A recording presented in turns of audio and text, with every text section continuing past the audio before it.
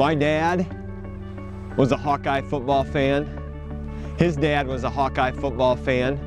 And I bet his dad before him was a Hawkeye football fan. We grew up like most people in Iowa. And Hawkeye sports was something our family, it was just natural for our family to be about it.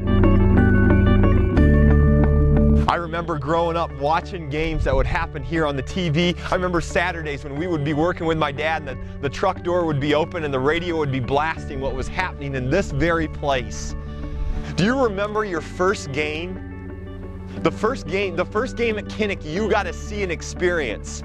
You had to park like 5 miles away and then you walked, but as you got here, as you got closer and closer and closer, it got louder and louder and louder. And the smell of beer and popcorn was in the air, and you handed your little ticket in, and you went around the outer concourse, and you found your section 134. And there before you was this short little tunnel, and you walked up the tunnel.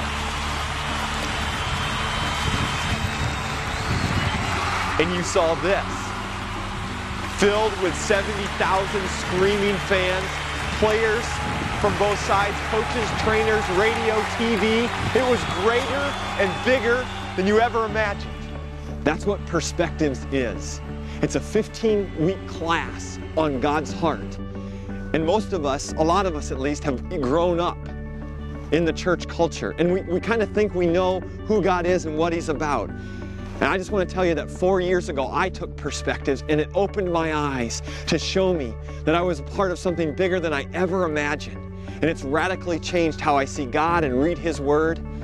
I'd encourage you to ask yourself the question, how am I going to be a part of what God's doing around the world? And it is not about moving you geographically.